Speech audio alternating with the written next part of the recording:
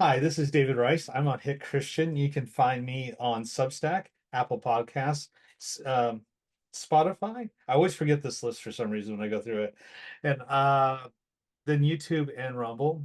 Most of the time, people find me on Substack, though that's my biggest spot. But I'm also on Missouri Liberty Radio on Tuesday and Thursday afternoons out of Owensville. So I have I don't know if what you wouldn't call it a readership, you call it an audience. And that's a new thing for me because I am not used to having a radio audience. So it's a small thing for me, but I think big for the people in Owensville. So I don't want to say anything about that. That's weird for me. So I'm always getting nervous at this part, introducing myself. So I'm with Chris Barrett. He is working with Gays Against Groomers. Are you the founder? Oh Lord, no. Okay.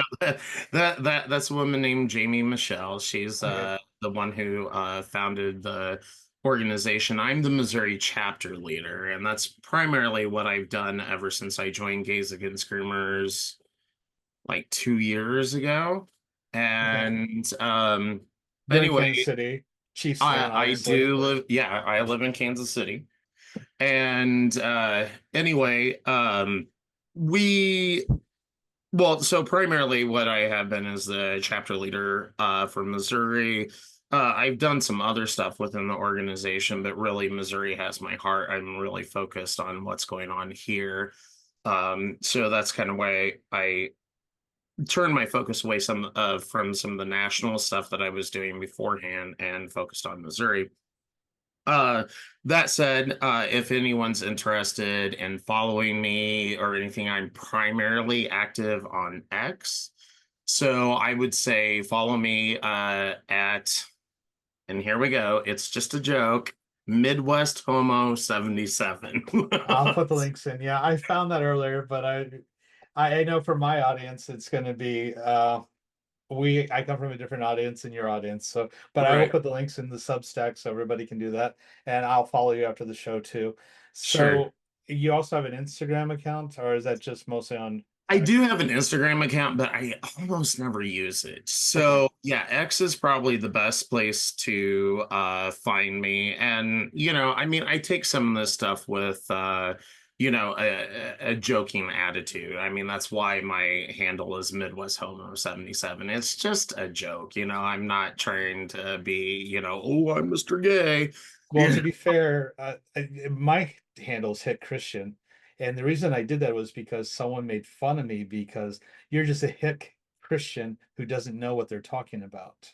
And so you're too stupid to know anything about this subject matter. And because you're a Christian, that means you're small-minded and you're narrow-minded. And so I was like, well, I could be insulted or I could kind of lean into it. And so I leaned into it.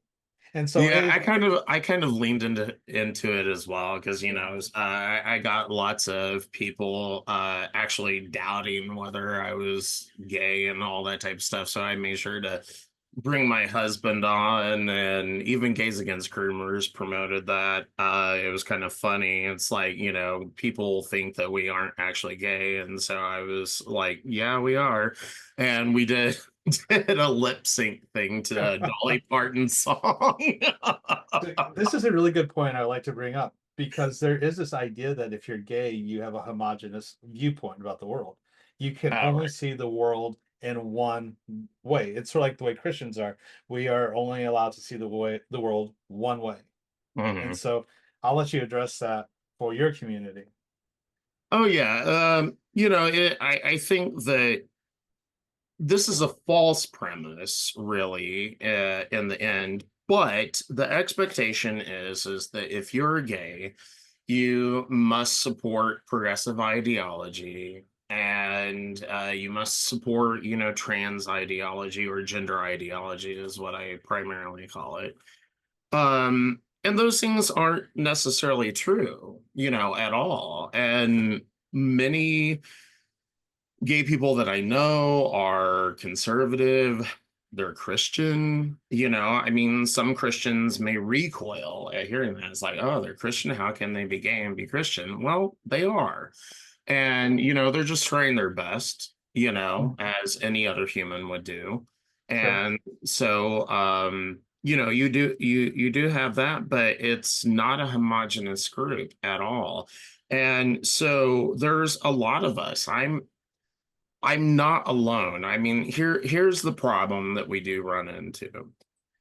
A lot of people who probably think like I do and think like many other people in Gays Against Groomers do tend to be silent because there is this huge expectation that we're supposed to all think one way. When one of us doesn't think like that, we kind of get shunned, by certain other people.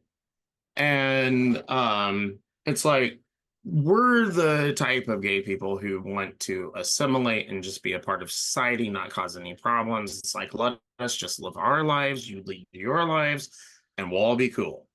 Sure. And that's kind of where we are. But unfortunately, yeah, there's a lot of gay people like me who catch a lot of crap, so to speak, for being sort of heterodox. And but that's okay. That's okay because the funny thing is, That, can I stop you there? That seems like an oh, insult to be called heterodox. I never heard that before, but that doesn't seem like a nice thing to be no, but that's described. what we're called all the time. Okay. Yeah, so it's kind of one of those things. It's like I almost own it now. It's like Hmm. fine if that's what you want to call me, Sure. you know. And anyway, but I think that there's lots of people like me. I would actually go so far as saying probably the vast majority of people are gay people are probably aligned with people like Gays Against Groomers. They're just afraid to say anything. I really do truly believe that because when I do go out and I talk to other gay people, I'll be like, hey, so are you interested in trans men now? Because supposedly you're transphobic if you're not interested in sleeping with women who claim to be men. Sure. And, I'll tell you what, I've never run into a gay guy that was like, yeah, sounds like a good idea. Yeah, and that does change the dynamic of everything that has been argued for what the last 30, 40, greater than that. Uh, Yeah, probably 40 plus years, more than y- that. Yeah, actually, I would go as far as saying maybe, you know what? Really, the actual gay rights movement, as we currently know it, really started in the 1800s.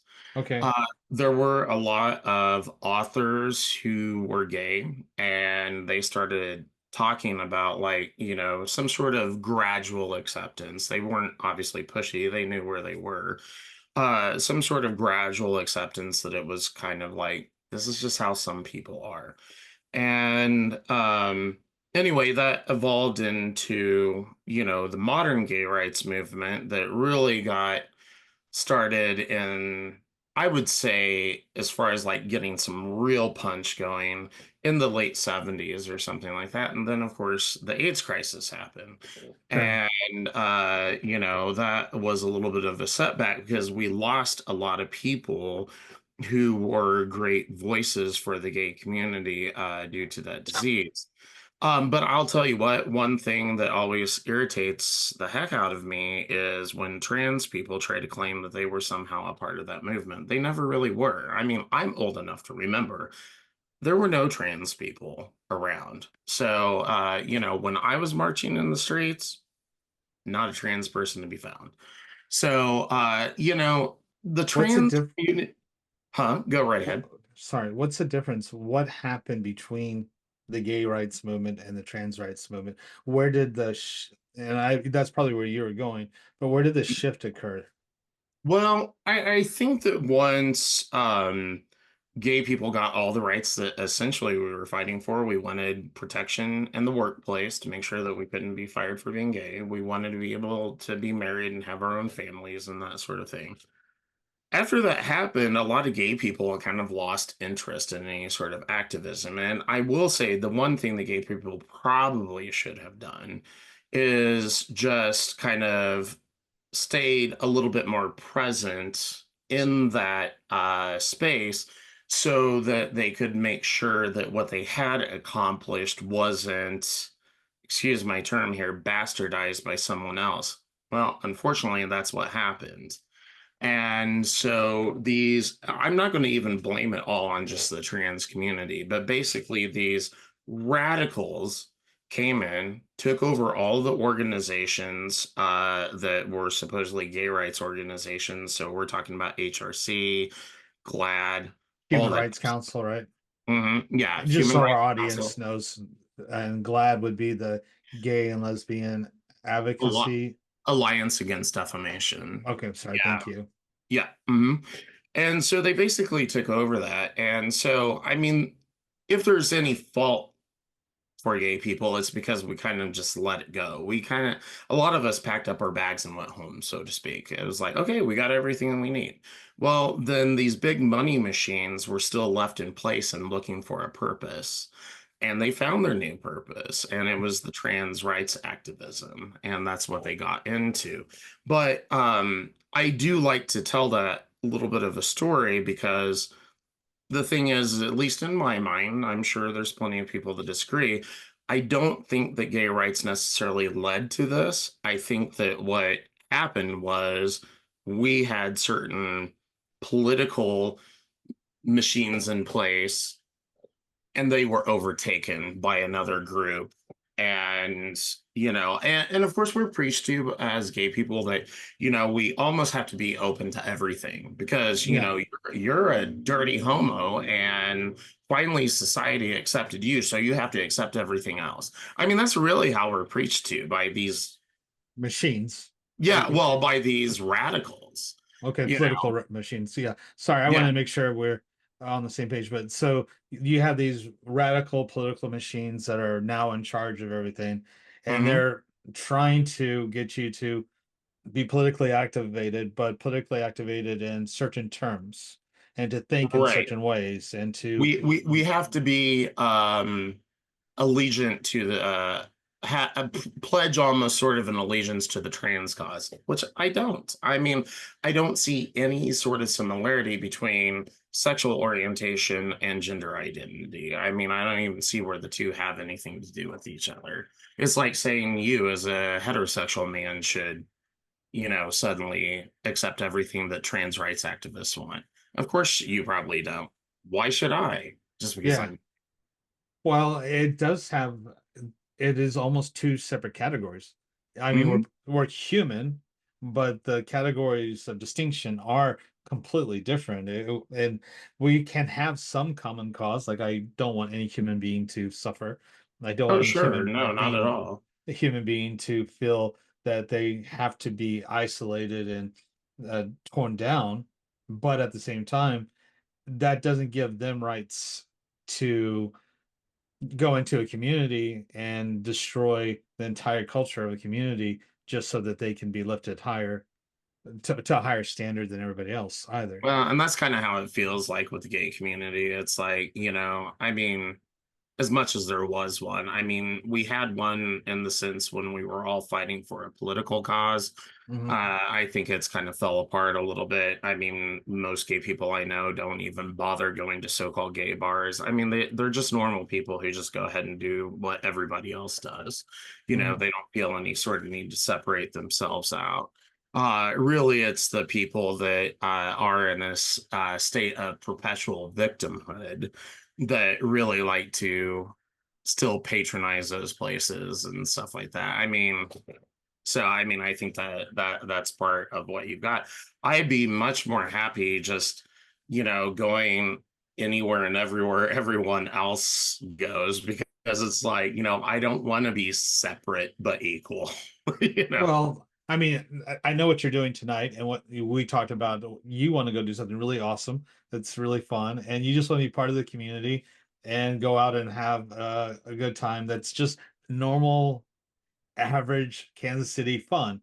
And then that's typical. That's what we should all be striving for. And I'm not giving Right. away your plans for tonight, so I don't want to do that. But that's just some of the stuff that we all kind of have that expectation for. Except when we're dealing with the trans community, I feel like there's that victimhood in when they want to do something, they need to be seen, observed, and not just accepted, but radically accepted. to the Uh, point where, it's an absolute affirmation without question, is what it yeah, seems like. they Yeah. don't want to be part of the whole culture. They want to be on top of the culture. And Sure. And I mean, there is a guy in Missouri. I'm not going to even name his name because I just it's not necessary, but there is a person in the state of Missouri, and he considers himself a radical gender activist. And I think that that's the sort of stuff that you're seeing is these are folks, and mind you, I just to be responsible, I've got to say, not everyone who's trans is agrees with this stuff yeah, whatsoever. yeah, absolutely. Sorry for Um, giving that impression. oh no, no, no. I just wanted to make sure I wasn't giving that impression. Sure. Not everyone who's trans actually agrees with this stuff, but this is a type of person who essentially wants to break down all of our societal norms. I mean, on the most basic level, our understanding of sex and gender.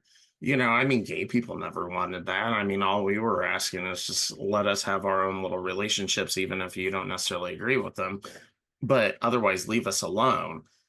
We weren't changing your relationship in any sort of way or anybody else's relationship. But these folks seem to kind of, the trans rights activists is what I call them, they seem to be interested in actually deconstructing society in a sort of way. They have a postmodern Marxist view of the world. Yeah, They definitely do, and they want to see a deconstruction of family norms, of religious norms, of cultural norms, because at the end of the day, they hope to be part of the thought leaders. Can we say thought leaders who sure. come in and rebuild society according to their values?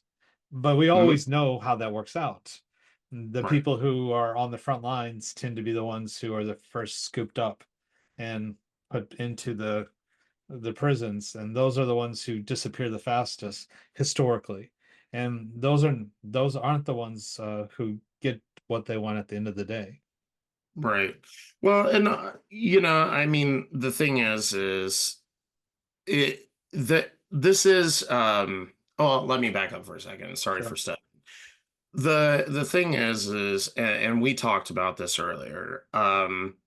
I think that these radicals lost interest in the gay community because the gay community as a whole really didn't want to really transform society. We just wanted to be able to do our thing Yeah. without affecting anybody else.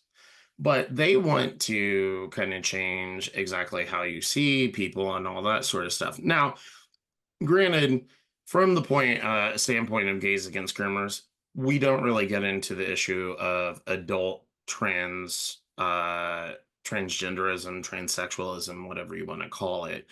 Um, but still, it's worthwhile to talk about the trans rights activism in general, even if it may talk about adult topics, because you have to realize what these folks are advocating for is not just adults. They now want children to join into this stuff. And I I think that gets to kind of some of the point of what we're talking about with the situation in your library, because some of those books, like All Boys Aren't Blue and stuff mm, like that, even though that is supposedly a mostly gay book, it really delves into gender ideology quite a bit. yeah, and it's not the only book. There's Gender Queer, there's The Queen's English, there's um Queerfully and Wonderfully Made, which is trying to take it's aimed at Christian youth that are maybe homeschooled and tries to convince them that they are, well, queer. And so and that's their That's a good audience. way. Yeah, that's a good way to put it because Yeah, that is, and I do want to explain to your audience, sure. that is kind of like a little bit of a newer term in the sense of how it's being used. Of course, Mhm. queer used to be a slur against gay people, but queer has now kind of come to mean this very nebulous sort of thing that if you even ask queer people, so-called queer people, they can't really define it. Now, the kind of joke among actual gay people is that we call the queers spicy straights. We're like, you're just a freaky straight, is what it is. Kind of funny. Yeah, and we kind of resent that, honestly, you Yeah. know. And I can understand that. There are people within our own community, the Christian community, who will come to the board meetings and they will claim that they're Christian, and then they'll turn around and they'll talk about judge not lest thee be judged. They'll do that whole thing, and then they'll turn around and call us you white Christian nationalists and call us names in the crowd, and it's almost funny, except they're purposely trying to call us Nazis and things like that.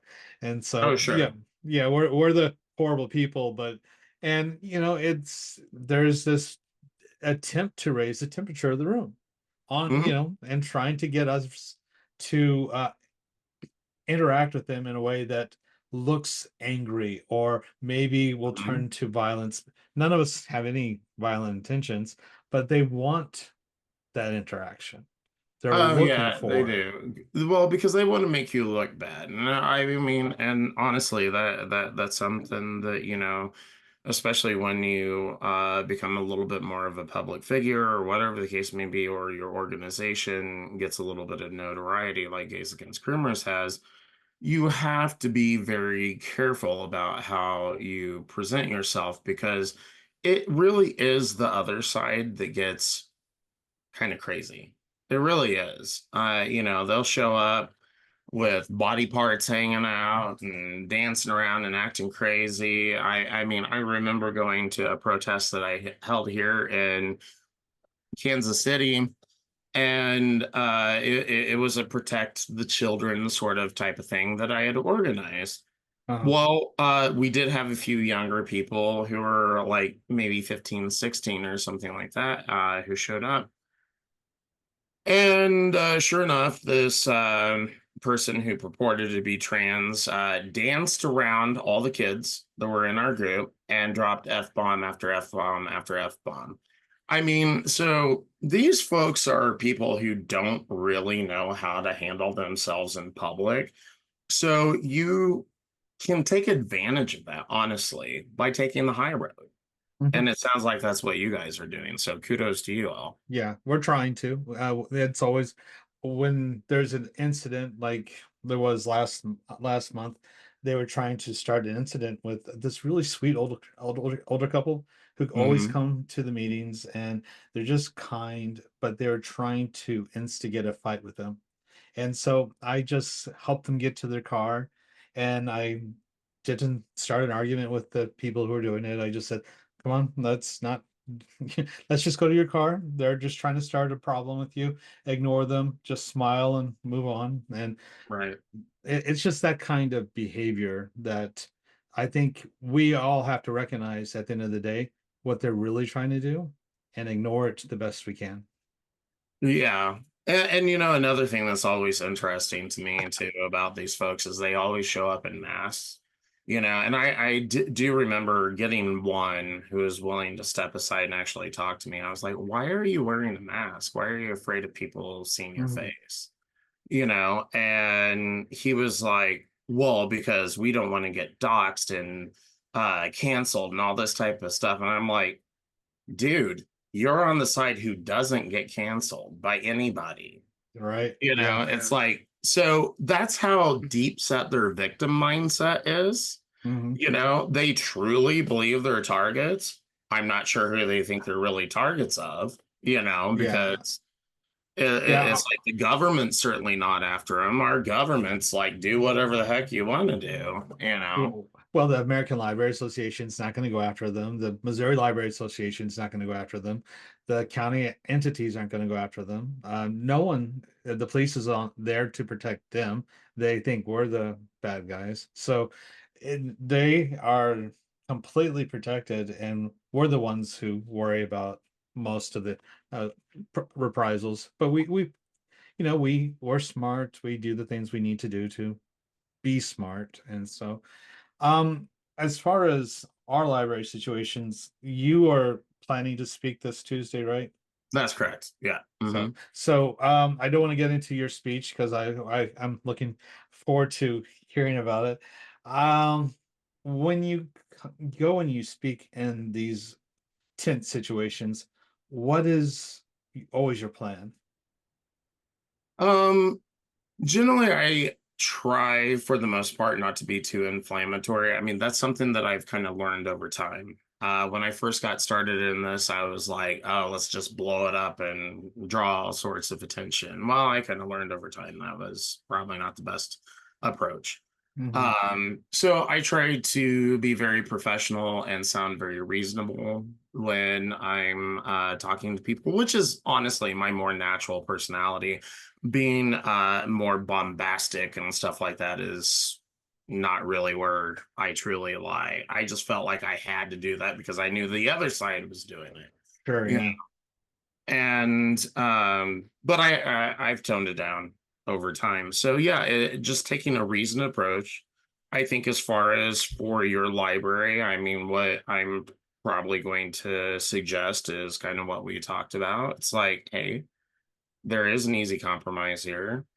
Just set those books aside that people find objectionable.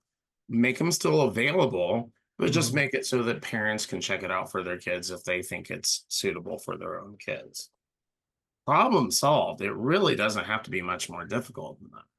Why do you think when we're dealing with the ALA, the MLA, those associations, and then the librarians, why do you think it's so important for them to stand their ground here, to fight this fight every single time?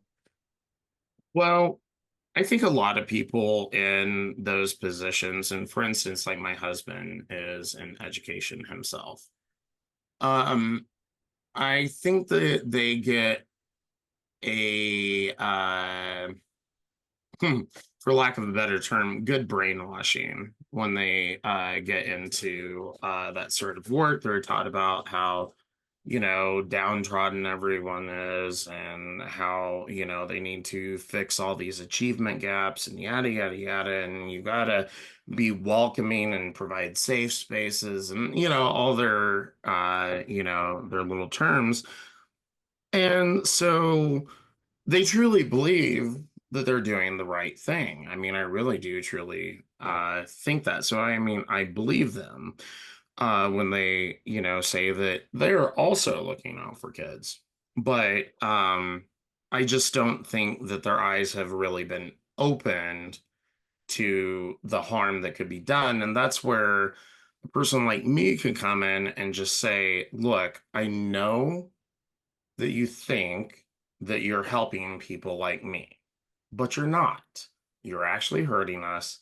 And on top of that, you're hurting kids too. So cut it out. This is disgusting. Stop it. And I'll tell you what, I mean, when I have had those conversations with those people, they're really taken back. They're like, oh my God, you really feel this way? I'm like, yeah, I really do. Yeah, And we've actually had a couple people who were we've had one person who's gay, or she a young lady and who came out of the gay lifestyle. She had entered in, I think she felt pressured, and so she had lived as a lesbian for a while, and oh, interesting. she came back out of that lifestyle, and she said the books that she had read had led her to think that that's who she was.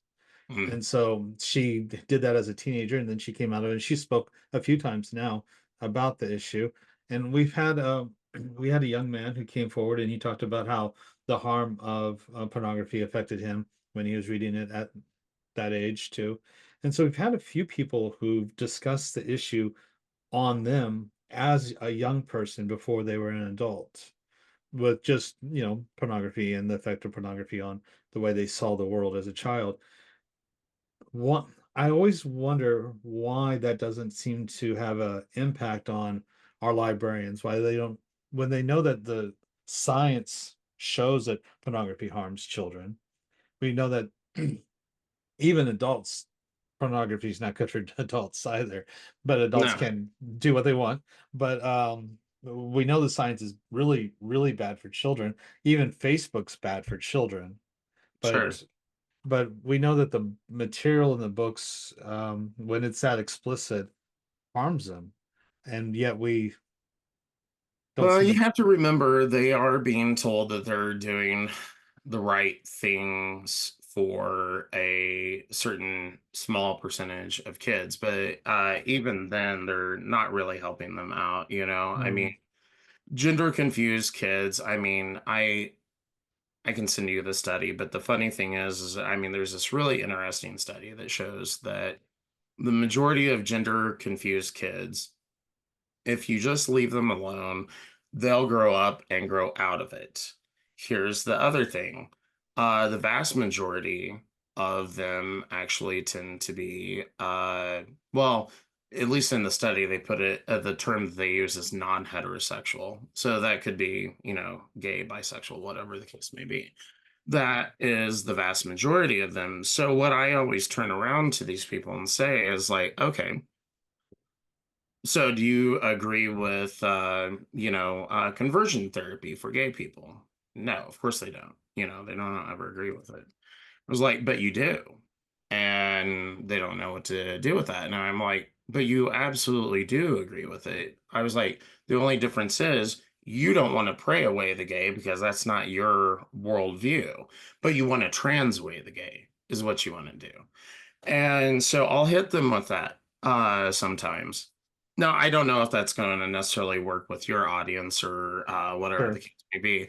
But that is something that I like to hit them with because it's like, no, you're not helping people like me. You're definitely not helping young people like me, for sure. And as far as, but the other thing is too, is it's spread beyond that now. I mean, now we're getting to the point that, autistic kids are in danger, especially girls who don't feel like they fit in or something mm, like that. That's a huge thing now. And these girls are, and the funny thing is these girls are running into a crazy world because what they are, they're heterosexual girls who have been yeah, told that they're boys and now they're thinking that they can approach gay men. Well, the gay men are shutting them down.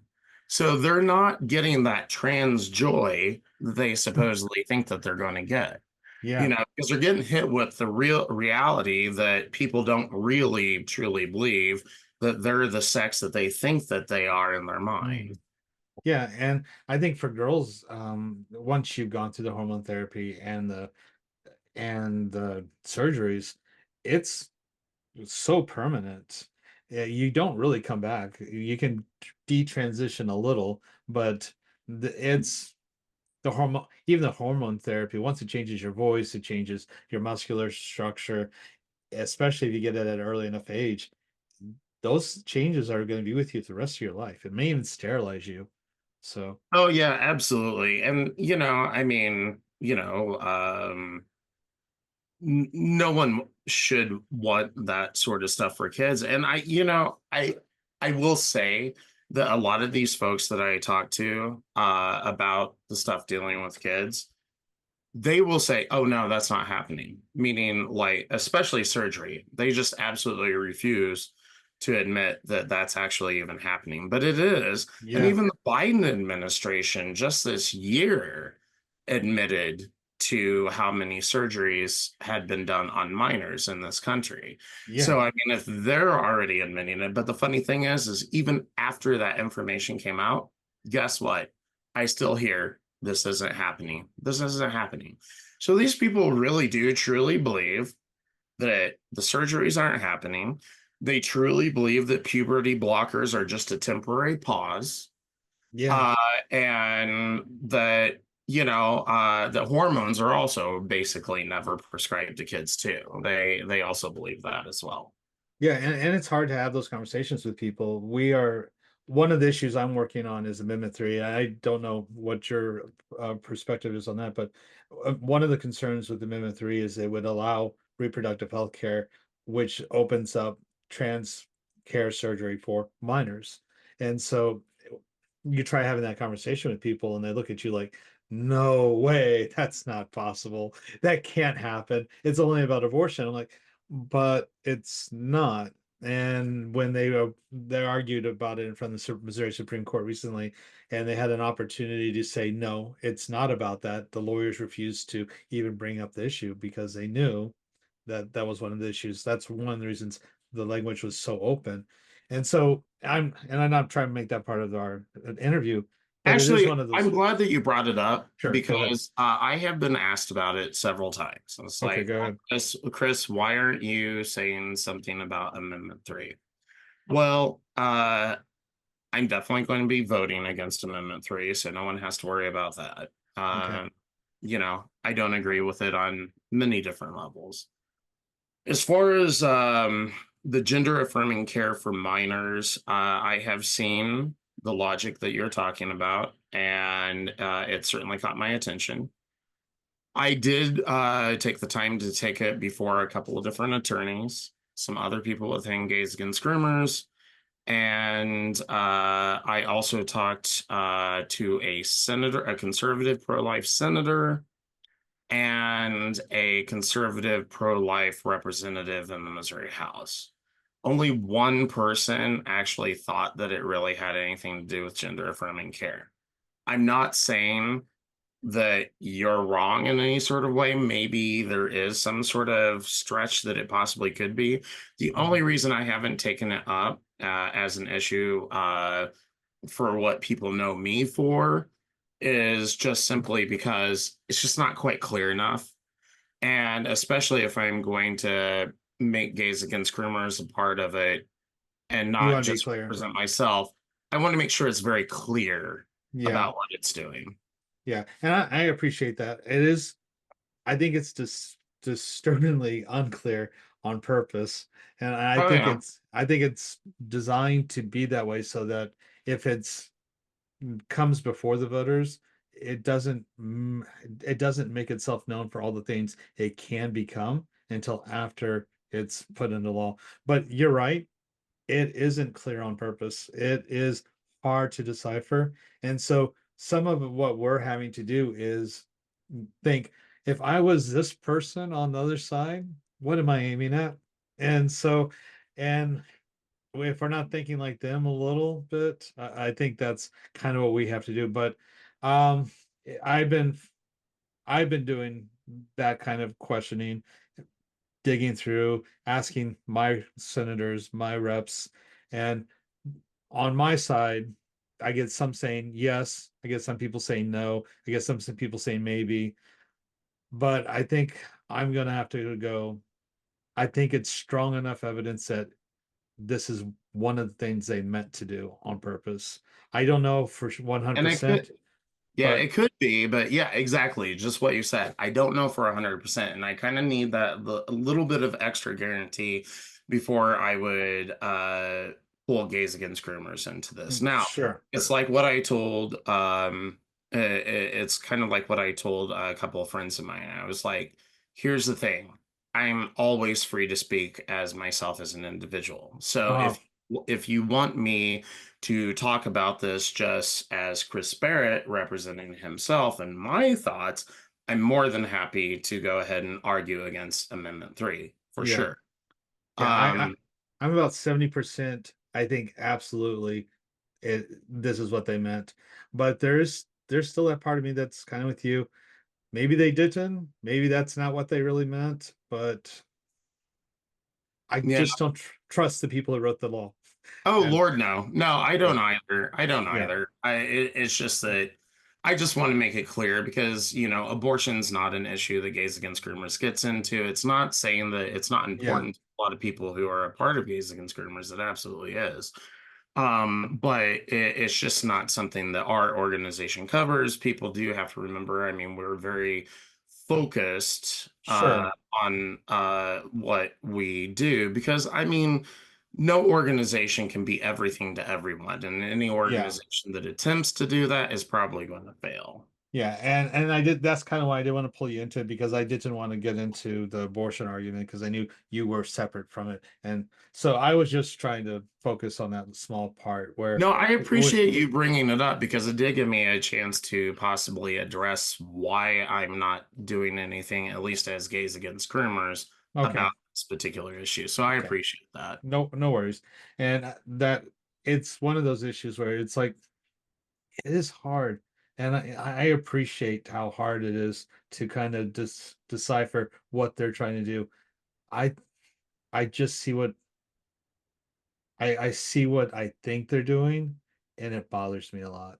Oh And yeah. Well, I mean, if that is their goal, I mean, then it's a obviously that bothers me just as much as the surface goal of abortion. But that's me it's speaking personally, not yeah, as part of sure. Gays Against Groomers. I think it's a if it is their goal, it is a brilliant goal.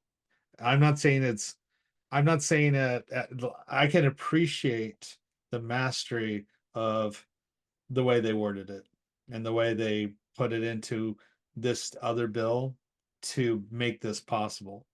I can appreciate that if that's what they did. I'm not saying I agree with it at all, Oh but sure. the political mastery of it, if that's what they've accomplished, I can appreciate that level of manipulation because that seems very well done on their part. So Hmm? that's Especially if I'm wrong, and I hope I'm not. yeah. I hope that they don't have a leg to stand on as far as gender affirming care. But like I said, I mean, I turn to people that I trust, and they were I, kind of I, like, "Eh, I'm yeah, not sure." yeah, that's kind of where we all are. Sometimes we have to make those calls. So I Yeah. want to talk before we end the interview about that the activism or the concerns you have in the school in Kansas, you say? Oh yeah, yeah, I yeah. didn't want to So, forget that. yeah. So, I'm not the Kansas chapter leader. I'm the Missouri chapter leader, but I do help out in Kansas. Anyway, so there is a school district in Kansas called Gardner Edgerton. It's not too far outside of Kansas City, maybe 30 minutes or so. Okay. And anyway, they enacted, first of all, they enacted this board policy that only people that actually live in the school district can actually speak on anything there. It's not that that's entirely unusual. But the thing is the way the state of Kansas is structured is much like Missouri. Basically, your tax money goes into Kansas City School District. Mine goes into Springfield School District. It's divvied up that way. So there's a lot of Kansans who are kind of ticked off at the school board that they've enacted this policy because they're like, well, we're paying taxes for your school district too. Mhm. And but so I was shut down from speaking at the school board. The school board, I'm a Missourian, so they definitely didn't want me. Yeah. Which is actually the funny thing is I've spoke before 3 or 4 school boards in Kansas, and they all welcomed me just fine, even though I was a Missouri resident. But they welcomed me because I was a member of an affected community, based on their policies regarding inappropriate books. So they welcome me in, but not Gardner Edgerton. And here's the other thing that actually bothers me a lot too is there is a board member on the school district who absolutely berated a parent on there. Her name is Carrie. Absolutely berated a parent who came up to speak about the inappropriate books, and it was completely unprofessional. I mean, by all accounts of what I heard, no apology has been made, anything like that. So, what we're talking about potentially doing is maybe a rally or something like that there. And I'll probably put it out on Facebook and X and stuff like that eventually. I mean, you guys can find me on Facebook too. I'm not as active there, but Sure. I'll still post some stuff. But for the rally, the great thing about that is it doesn't matter where you're from. So as many people who want to show up, make a stand, that's great. We've also got something going on in Cameron, Missouri as well, Okay. which is just north of Kansas City. And that I'm not at liberty to speak as much about because I'm not actually in charge of that one. But I am going to be a speaker there. But Cameron School Board is kind of pulling some of the same tactics as well. And it's what's so interesting about this, David, is these are rural school districts. You would not imagine that this stuff would be there, but guess what? It is. Right?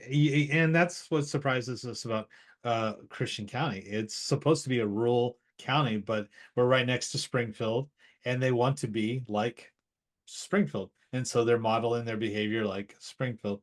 So yeah, I'm not too surprised about a rural school district pulling some of this stuff. So Well, I'm not now, but it's just that when I first got started, and I would have never expected it. I was Kansas City, St. Louis School District, Columbia, Springfield, sure. Would have never imagined places like Cameron, Gardner, Edgerton, Nixon, Missouri. I would have never imagined I'd be going to Nixon, Missouri to talk about this stuff. You right. know, there you go. Well, we appreciate the fact that you're willing to give your time. It's one of the things we we've had this going on for 23 months now, 24 months. We've seen some, I apologize. I've done so well for the interview and this cough's almost over with, but we've had so many successes with so many great people. I'm only been part of it for 13 months now, but other people have been part of it for almost 2 years. And it's been sometimes exhilarating and disheartening, and it's always been one step forward, always small steps, but just progress. We don't want to win this great big war, this great big fight. We just want common sense, decency, and that's it. If Well, and let me ask you a question. I mean, don't you Go ahead. think, because I mean, I didn't pull my idea of what to do with the situation in Christian County just out of the air. I mean, it was part of it was conversations with a mutual person that we know. Sure. And it just seemed to me that a fair response would be just simply pull the objectionable books out of the children's section of the library, but still make them available if a parent wants to check them out for their kids. That seems like a perfectly reasonable compromise. When Hernandez de Carl came to the library for the first time and had their first conversation with the library board, that was her suggestion. 24 months, almost 24 months ago. It That's just seems like it should be so simple. And she wasn't asking for burning the books. She wasn't asking for anything unreasonable. She's a former educator. She worked in Chicago. She came from out of the community. She's a fighter. She'll be the first to say she's a Latina woman, and she's proud of that heritage. And she's not like us. She's doesn't have that Irish heritage that so many of the rest of us have. But she's just a fighter, and we all sort of rallied around her, and she took up her cause, and we just wanted common sense, and she created this uh collection of all the books in the library that had all the sexually exploitive material, and that's all we were looking for, not the Mhm. stuff that was everybody thinks it's about we want to get rid of the gay books, the lesbian books, the bisexual books, so all of these things. Unfortunately, the publishers have done such a great job of using gay media and lesbian media to push this material. They don't That's use Christian media to push the material, and so they've used these protected groups to do this work, which means that when we try pushing back against it, we get called homophobes or bigots or whatever else names they want to use against us. And we're not saying that those books can't be in the library. We're just saying that if you put them on the children's shelf in the 3-year-old section and you show a picture of a woman who is naked from the chest up and she's had her breast removed, well, that's an issue. We should ask questions for why should a 3-year-old see that image? And then we move into the young adult section, and there's images of a young boy who's being molested by a group of other young boys and being asked to, I won't say this because this will go on YouTube and they'll kick me off, but being asked to do things in a Mountain Dew bottle, you know, and and there's pictures of this. or there's pictures of Mhm. a young boy who's being pulled into a room to be groomed by an older man. Right. And all And of these, I'll tell you what, as a younger gay person, and we talked about this. I mean, yeah. I was pretty certain that something was different about me pretty early on, but I started getting a little bit more of a understanding of what was going on when once puberty hit for sure. So that was around like 12 or so. And if I had discovered a book in my library that was discussing the type of topics that you're talking about, I would have been traumatized because it would have made me think, oh, this is what I have to look forward to. I mean, Hmm. they're always so concerned about, oh, well, we have to be open about this because these kids will commit suicide unless we're absolutely accepting and all that type of stuff. I'll tell you what, reading a book like that'd make me want to commit suicide because if that's what I had to look forward to as an adult, why do I want to live? It is traumatizing. I mean, the best books for me at that age were Lord of the Rings, right? Right. Oh, I like that stuff too. Yeah, I was reading I, Robot at this age or that age. Those are the classics that make you a better reader, that make you understand the world better. I encountered some sexual scenes in some books, but they were always muted a little. They weren't this Mhm. graphic, um, drawn out images of things. It didn't traumatize me in a way that would also kind of warp my perspective. It wasn't like reading a Playboy when I went to the library, you know. When I was younger, what I sought out as far as like kind of trying to figure out, well, all right. Well, because I mean, let's face it, most gay people don't really have someone to kind of model themselves after. We're a small enough percentage of the population that, Yeah. yeah, most people will probably know someone who's gay. But, I mean, being a young gay kid and stuff like that, you just may not know. And so the type of stuff I was just kind of looking for was just, ha- you know, mostly coming out stories. How did they handle talking to their families? I was very interested in that. Um, I do remember coming across a book that did have a very PG/G rating of a gay love story, which was kind of interesting to read about. And I mean, it was presented in a way that was definitely no worse than any sort of like romance that you would normally find for a teenager. There was nothing like overtly sexual or anything like that. It was just really about the couple's relationship, and that was about it. And those things were helpful for me. But the stuff that the so-called progressives are pushing, I can't imagine how any of that would be helpful for me or any other kid. And actually, I'm more worried about any other kid because now this stuff is growing, it's expanding. Every kid now is subject to this type of stuff. And I mean, while I don't think that you can convert someone to being gay, you might like you were talking about the woman that showed up. I mean, you might be able to confuse someone into thinking they're gay or especially queer, Yeah. you know Eh, um but thankfully, that's something you can rebound from if that really isn't you. But the thing that bothers me about the trans stuff so much is once you start going down that path, there's no getting out of it, really. There really isn't. they capture you. It becomes cult-like. Yeah.